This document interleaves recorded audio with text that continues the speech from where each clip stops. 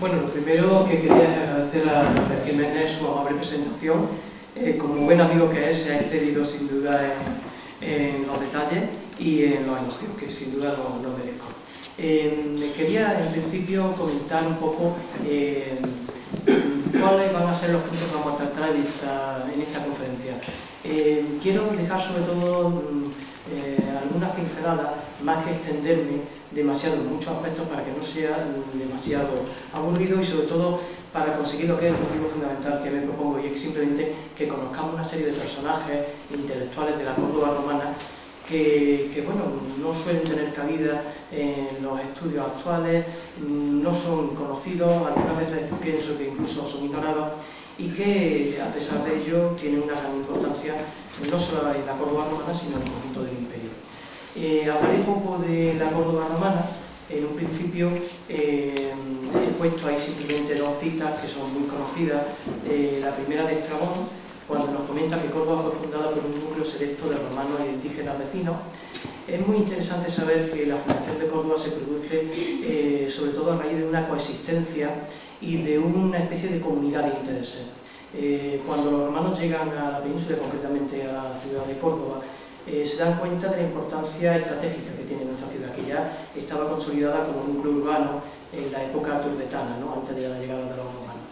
Por otro lado, los cordobeses de la época también aprecian las grandes oportunidades que presenta Roma para ellos. Y yo creo que de esa consistencia y de esa comunidad de intereses surge lo que dice aquí Estrabón, ¿no? Córdoba fundada por un núcleo selecto de romanos y indígenas vecinos, que además cobra bastante importancia porque en esta época Roma no tiene por costumbre situar a sus ciudadanos fuera de Italia y mucho menos mezclarlos con los no latinos.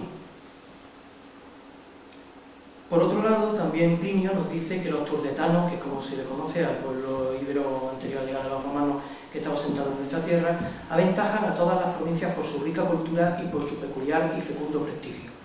Vemos que ya Córdoba es una ciudad importante desde el principio y que aspira a convertirse en una pequeña Roma. Sobre todo vamos a hablar de los intelectuales y vamos a ir siguiendo una línea cronológica. Primero empezaremos por el siglo I a.C., lo que podemos llamar la primera generación de intelectuales y políticos cordobeses en Roma. Y bueno, pues hay citas ahí tenemos por ejemplo una imagen de Cicerón, el gran orador romano, ya habla de Córdoba y nos comenta varias anécdotas, una de ellas muy interesante, del año 112 a.C., pero la que nos interesa aquí por digamos, la importancia que va a tener en la política y la cultura del imperio, es una cita que hace en su libro Proarquia y que nos comenta que Metelo Pío fue agasajado en Córdoba por unos poetas cordobeses a los que él califica de excelentes.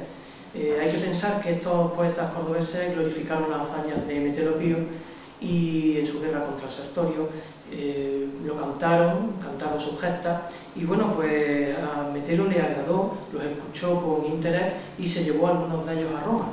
Esto es un hecho realmente interesante, muy importante, ¿no? Que unos poetas cordobeses ya en el siglo I a.C. llamen la atención, incluso no solamente para que este famoso general romano se lo lleve a Roma, sino para que el propio Cicerón hable de ellos. Hay otros personajes de la época que se conocen muy poco porque apenas han sido estudiados. Uno de ellos es Estatorio Víctor, es un escritor cordobés perteneciente a la generación anterior a Séneca Pellion.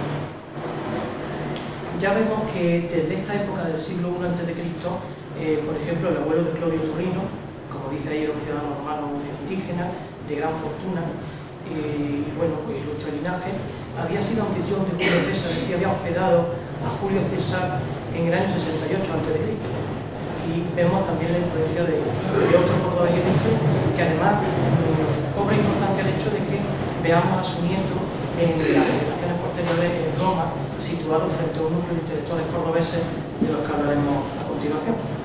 En principio hay que pensar que estos cordobeses empiezan a establecer contacto con personajes de la talla de Pompeyo, Julio César e incluso Asinio Polión, que es protagonista de uno de los círculos culturales más importantes de Roma en el siglo I y que también estuvo, ahora después hablaremos de Asinio Polión, en Córdoba en el año 43.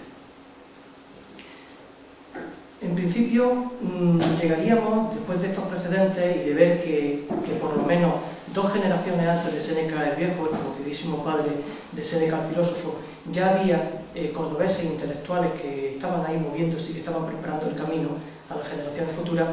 Pues además de eso, llegaríamos a la primera mitad del siglo I, que es un poco un punto, marca como un punto de inflexión en esta influencia de los cordobeses en Roma.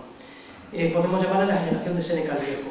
Su obra, conocida como Controversia Dissuasoria, su título completo está ahí, Oratorum Rhetorium, Sententias, Divisiones, Colores, es una obra sobre retórica, pero no es solo eso. Es una obra en que trata la sociedad, la cultura, la política de la Roma de su época y donde habla de un gran número de intelectuales cordobeses. Séneca el Viejo, como antes ha dicho muy acertadamente mi amable presentador, es un hombre que ha sido desconocido, yo creo que ignorado, sobre todo en nuestra tierra, ¿no? De hecho, su obra ha sido traducida en el 2005, cuando ya un siglo atrás franceses, ingleses o americanos tenían ya traducción de su obra, pero este cordobés lo hemos dejado un poco en el olvido. Y bueno, pues claro, por eso hay también un gran desconocimiento de estos intelectuales del siglo I antes de Cristo. Es un personaje que merecería una conferencia, pero vamos a hablar de algunos detalles que nos interesan. Porque claro, de Séneca el Viejo podríamos decir muchísimas cosas. Fue un hombre de gran talento, de excelentes dotes, tiene un lenguaje exquisito, su obra, la única que se conserva, además es un testimonio claro de lo que es la crítica literaria.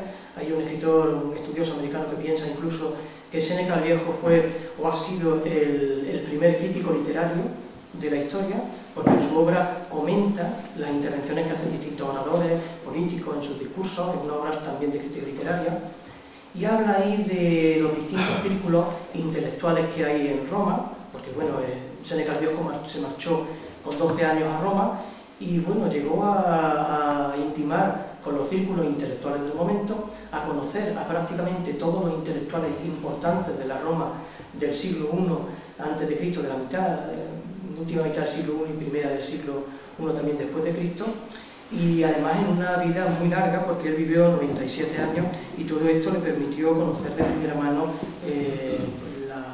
la política, la cultura de la Roma del momento. Es un personaje muy importante, que apenas es conocido, y entre otras cosas porque, claro, fue padre del famoso Séneca el filósofo, un personaje importantísimo, un hombre crucial en las esferas políticas, cultural, filosófica de la época. Y claro, pues la monumental figura de Séneca el filósofo ha ensombrecido a muchos intelectuales cordobeses que le precedieron y que le fueron preparando el camino para un éxito reconocido en todos los órdenes.